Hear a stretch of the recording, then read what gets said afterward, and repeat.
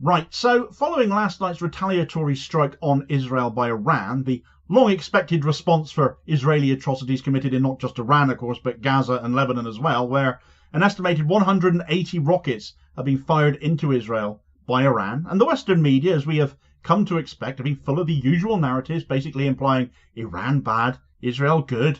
Why aren't you backing Israel? We're all backing Israel. No sovereign country can put up with having 180 ballistic missiles fired at them, so they will hit back, they will hit hard, and they could well hit your nuclear facilities, your oil production installations. They could cause Iran serious damage. Listen, instead of the rhetoric, be real, because you're misleading your own people.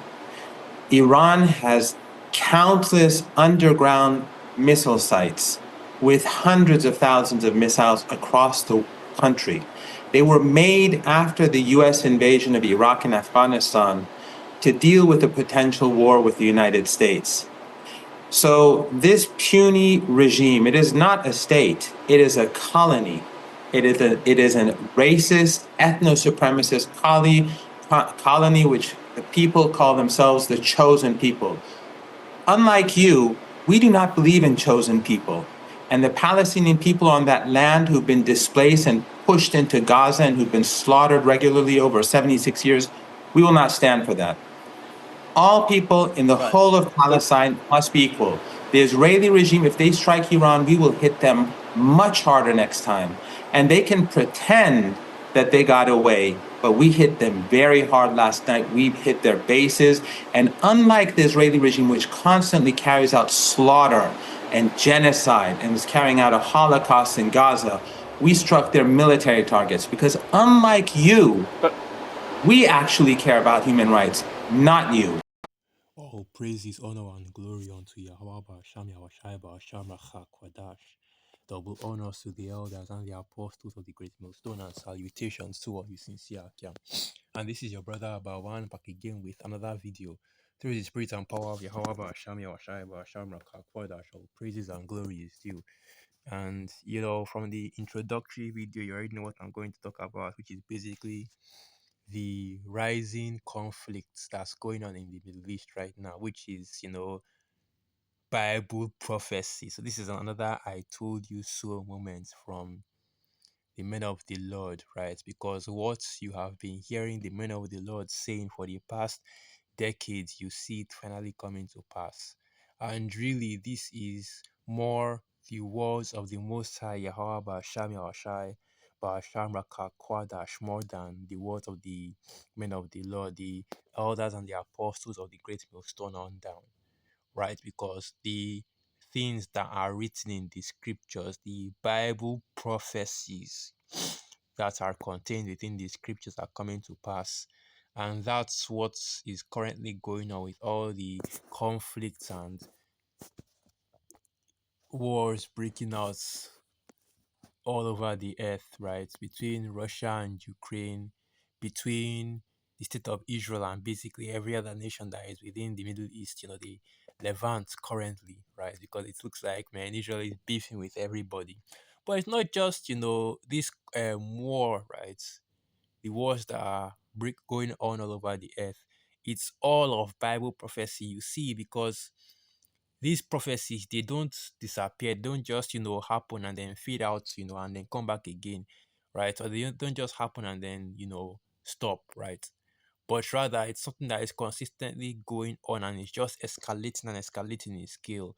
Of course, it leaves the news cycle every once in a while because news right now in this kingdom is basically just trends. It's not something that is being covered primarily, right? Because what they are doing is that, they'll prepare some distractions for you to hide the fact of what's really going on, right? Because while you are looking at P. Diddy, while you are looking at all the other distractions that Esau is setting up, these devils are pushing other Bible prophecies forward more and more, right? Whether it's the MOTB, which will eventually lead to Jacob's trouble, right? Whether it's this World War III, the third woe, whether it's the chariots and the coming deliverance of our people. These are all the major Bible prophecies that are about to happen on the earth, right? But right now I'm focusing on World War III, the third war basically, and how it is being set up in this time. So this is the book of Matthew 24, verse 3. And as he sat upon the Mount of Olives, the disciples came unto him privately, saying, Tell us, when shall these things be? And what shall be the sign of thy coming and of the end of the world? And Yahushua answered and said unto them, Take heed that no man deceive you. For many shall come in my name, saying, I am Hamashiach, and shall deceive many.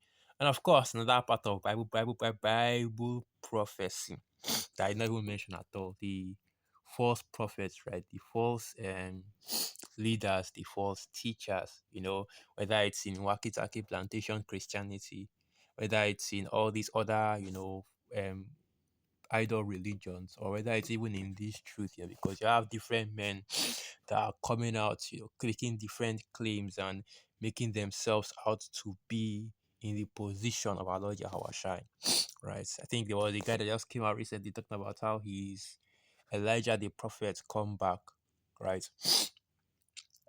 And you have these bug outs everywhere that are, trying to put themselves up as the leadership of our people, right? Of the Israelites, right? Trying to twist up and change up the doctrine that we are giving from our Lord Yahushua. They'll tell you that, oh, well, the so-called white man, the so-called red man, he saw it, he's not the devil. The reincarnation isn't a thing. The grape doctrine isn't part of the scriptures. You don't need to call upon the true names of the Most High and His Son. All kinds of wayward ass doctrines that just are not consistent with what is in the scriptures.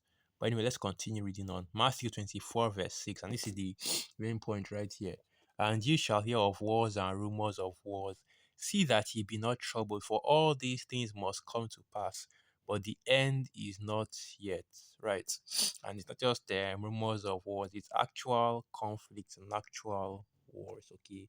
Because since 1948, man, these situations they are seeing between Iran, between Palestine, between Israel, between Lebanon has been going on. It's not a matter of, and in the introductory video that I put up, you'll see that even the person that was speaking, he said that as well. This isn't a new situation, right? Because the people of this world, hey man, the people of this world are slow, right? Whenever I see somebody talking about Israel and Palestine, they act as if this whole conflict between Israel and Palestine started with that invasion of Hamas, right? That first time during October last year. But that's not how that works. That's not what happened, okay? This conflict has been brewing, and it's something that has been happening for decades now, even before 1948, because it started with the UK, Palestine, right? And you already know those are Edomites as well. That's who it started with, because originally that land belonged to the UK, not even to the actual heathen that are in the land right now. And then they moved over ownership of that land to the state of Israel, right? With that Balfour Declaration in 1948. Why else would you think that a UK, and I forget what position, because I know that he held political position in the UK during that time. Hold on, let me quickly look it up.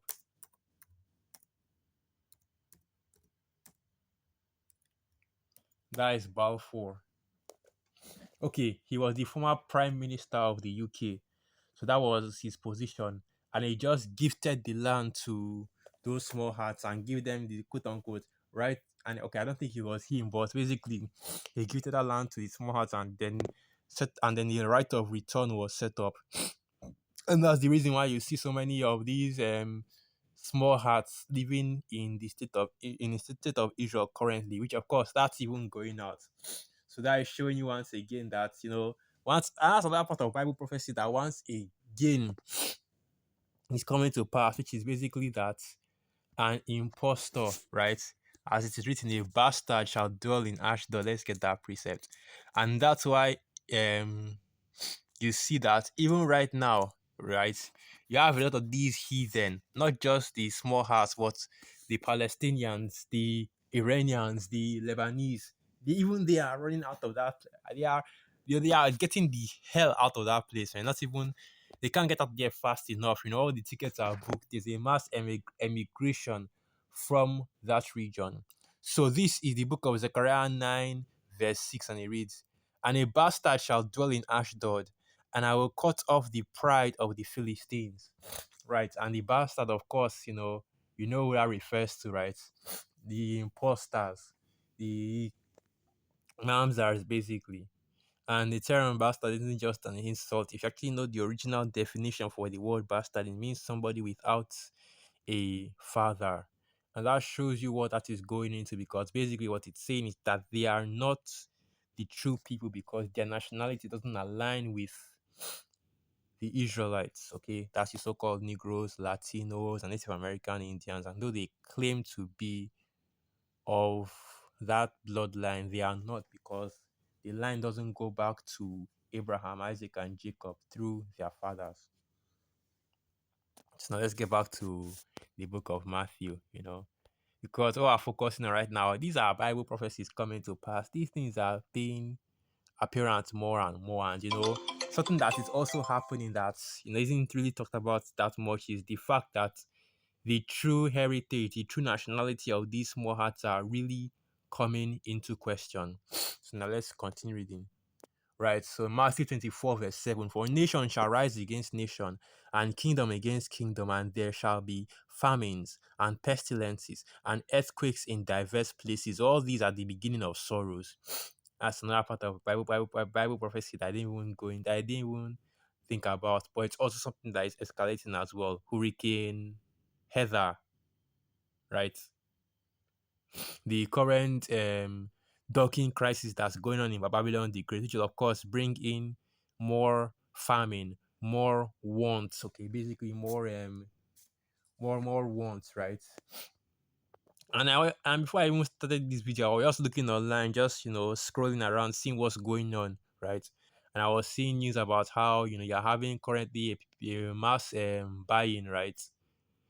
Panic buying, that's what they call it. Yeah, panic buying because of the dark crisis that's going on in Babylon the Great. So people are now starting to hoard again, which will show you that look, man, look, hey, it's already a critical situation with food in the world right now, right?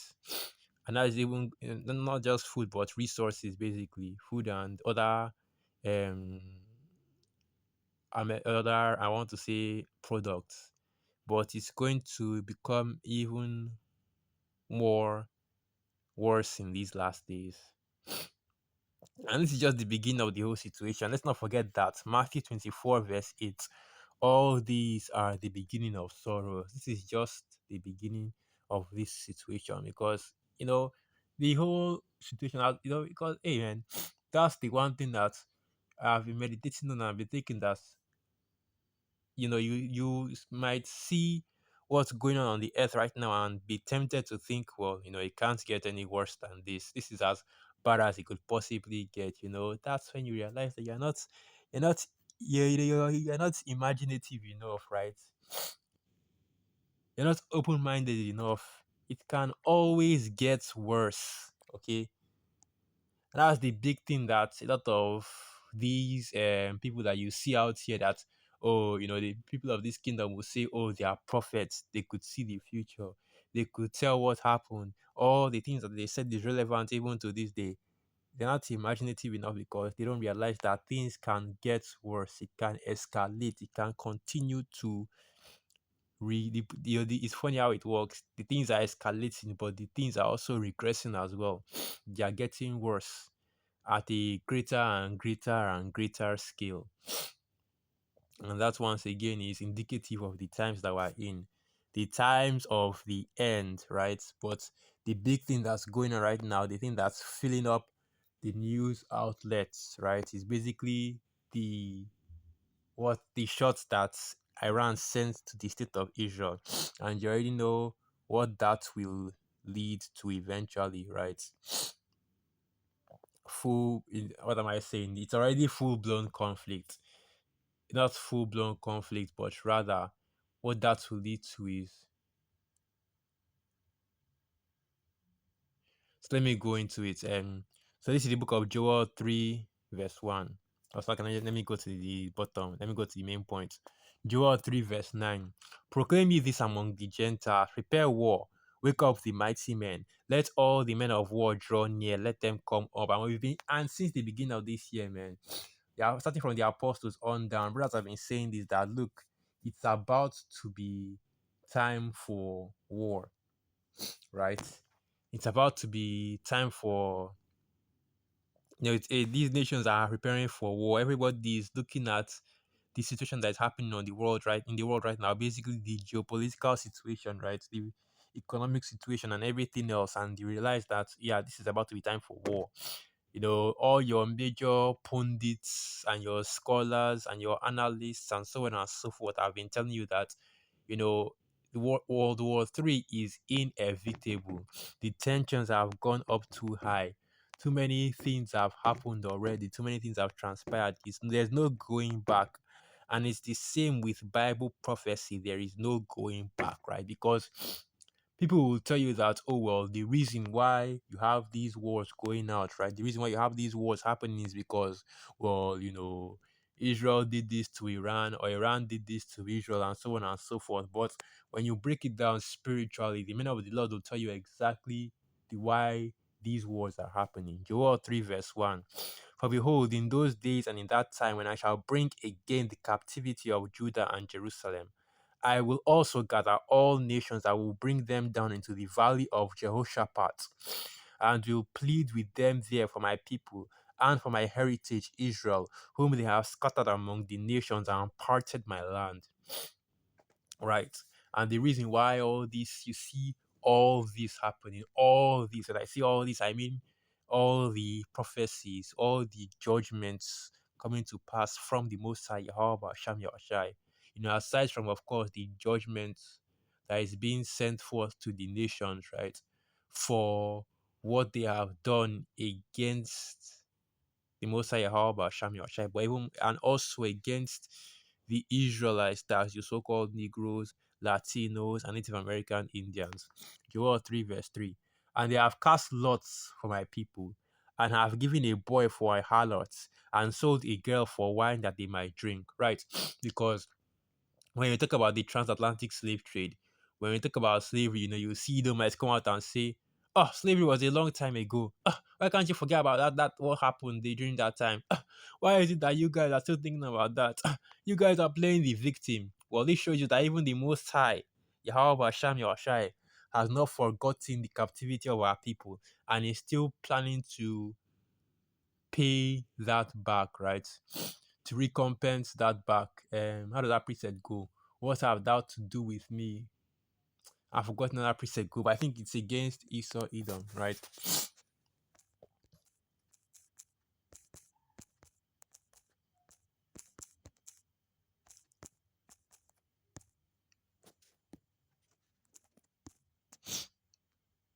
Okay, yeah, Joel. It's still the same Joel. It's still the same Joel. I wasn't thinking right there, but it's still the same Joel.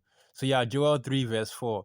Yea, and what have ye to do with me, O Tyre and Zidon, and all the coasts of Palestine?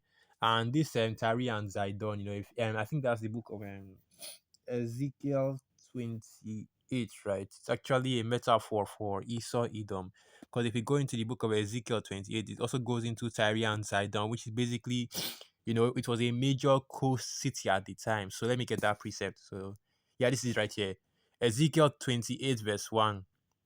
The word of Yahweh came again unto me, saying, Son of man, say unto the prince of Tyrus, Thus saith Adawan Yahweh, because thine heart is lifted up, and thou hast said, I am a God, and I sit in the seat of God, in the midst of the seas. Yet thou art a man, and not God, though thou set thine heart as the heart of God. And this should actually make you think of a precept in the book of 2 Thessalonians, the 2nd chapter, where it says that the man of sin will be revealed, who exalteth, right? Who opposeth and exalteth himself, right? Let's get that precept. I don't want to butcher it, so I'm just going to go straight into it.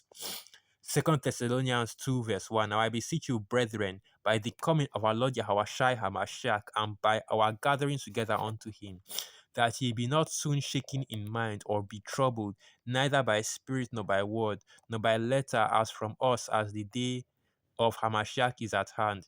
Let no man deceive you by any means, for that day shall not come, except there come a falling away first, and that man of sin be revealed, the son of perdition, who opposeth and exalteth himself above all that is called the Most High, all that is worshipped, so that he as the Most High sitteth in the temple of the Most High, shewing himself that he is the Most High.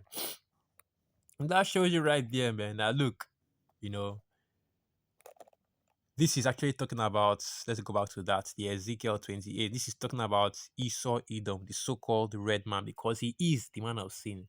So that's another title that's being given to this current kingdom: spiritual Babylon, spiritual Sodom, spiritual Egypt, and also Tyre and Zidon. And the reason why it's called Tyre and Zidon is because we go into the history of the ancient kingdom of Tyre and Zidon. You know that it was a coast city that was known for its wealth. Okay, so now Ezekiel 28, verse 2. Son of man, say unto the prince of Tyrus, thus saith Adonai Yahweh, because thine heart is lifted up, and thou hast said, I am a power. I sit in the seat of the Most High, in the midst of the seas, yet thou art a man and not the Most High. Though thou set thine heart as the heart of the Most High, behold, thou art wiser than Daniel. There is no secret that they can hide from thee. Now let's go back to the book of Joel, the 3rd chapter. So now when you see that it says, what have thou to do with me, O Tyre and Zidon? You know that it's speaking of Esau, Edom, and rather not actual Tyre and actual Zidon, right? So Joel 3 verse 4, Ye, and what have ye to do with me, O Tyre and Zidon, and all the coast of Palestine? Will you render me a recompense? And if you recompense me swiftly and speedily, will I return your recompense upon your own head? Because ye have taken my silver and my gold, and have carried into your temples my goodly pleasant things. The children also of Judah and the children of Jerusalem have ye sold unto the Grecians, that ye might remove them far from their border. Right, so like I said, the Most High Yahweh Hashem Yahushua has not forgotten about the transatlantic slave trade, man. He hasn't forgotten about slavery. He hasn't forgotten about the oppression of our people under the hand of Esau, Edom, and the other heathen as well. Let's not forget about the Arab slave trade, which is something that has been coming out due to this war between the state of Israel and Palestine, because you know a lot of jakes in the world are feeling sympathetic to the Palestinians because they are thinking, oh, they're catching hell out there just like us.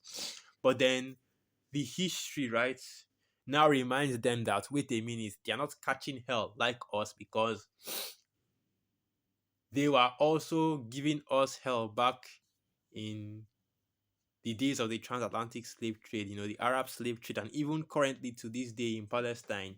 You know, people are always talking about this city called Al Habib, where a lot of the more darker skinned Palestinians, you know, and it shows you that, you know, which of course those people, even those people, they could actually be jakes, you know, all things considered. But yeah, the more, you know, darker skinned Palestinians, which they could be, I'm not saying that they could be jakes, are currently, you know, living at. So yeah, that's what makes you realize that a lot of these kingdoms, man, these nations are being judged by the Most High Yahweh Hashem Yahushua, because of the current conflicts, the tensions, and all the things that are going on in them. So Joel 3 verse 7, Behold, I will raise them out of the place whither you have sold them. I will return your recompense upon your own head. And that is what is beginning to happen in this time, right? Joel 3 verse 8, Now, and I will sell your sons and daughters into the hand of the children of Judah, and they shall sell them to the Sabaeans, to a people far off from Yahweh, for Yahweh hath spoken it. Right, and if you now start saying that, oh well, you know, we are also going to have the nations in our hands, and you know, are going to start put them in slavery as well, you know, that's when you see people now come out from the woodwork. Oh, how can you say that? That's not in the scripture. Oh, why are you preaching hate? That's racist, that's hatred, this and that, right? But this is what the scriptures say, and this is what Bible prophecy says.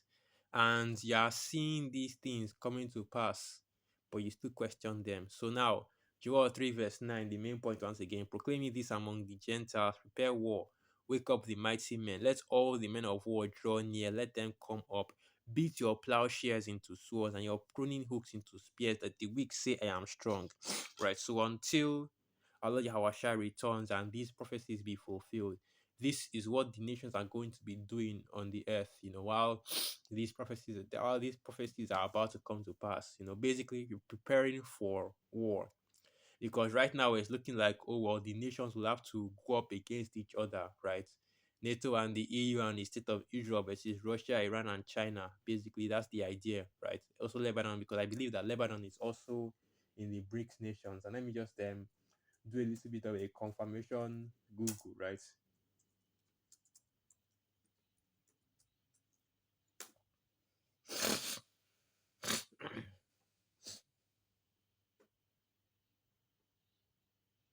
And hold on, let me make sure, because I don't believe that Lebanon is actually a part of BRICS.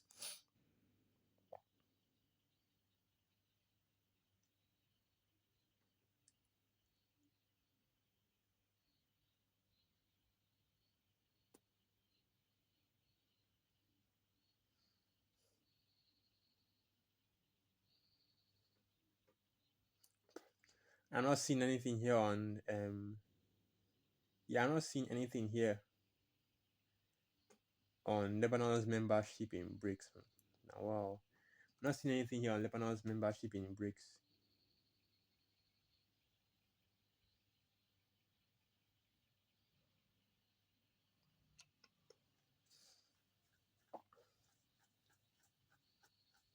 You're not seeing anything here about it. So basically, possibly they're not a part of BRICS. But anyway, like I was saying, man, that's what that's what people believe that World War III will be, but that's not it, okay? Because World War III is actually a war between the armies of this world. All the armies I just mentioned: NATO, the EU, the US, Israel, Russia, China, so on and so forth, against our Lord Yahweh. And you already know how that battle will go down: instant defeat. So yeah, that's what is being prepared. So this is the book of, and this is, let me just get that precept. So this is the book of Joel 3, verse 11. Assemble yourselves and come, all ye heathen, and gather yourselves together round about. Thither cause thy mighty ones to come down, O Yahweh. Let the heathen be wakened and come up to the valley of Jehoshaphat, for there will I sit to judge all the heathen round about. And eventually, man, it's going to escalate to this point where the armies of this kingdom will have to gather together in that region, the Valley of Jehoshaphat, which is basically, the Middle East right now. The state of Israel. Let's get that. And I always forget exactly where on the map it is.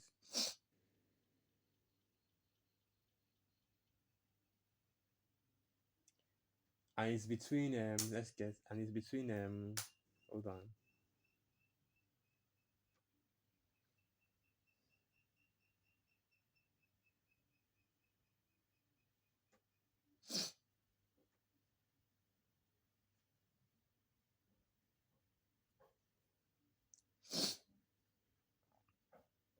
Okay, between the region between Israel and, hold on, I always forget exactly where it is. All right, but it's in that Middle Eastern region between Israel and Lebanon, right? The actual state of Israel and Lebanon. Good. It's okay. Yeah. Let me just use the let me see the Chrome. I wasn't thinking about that. So map. Let me just leave it, since I'm not too sure about the exact location.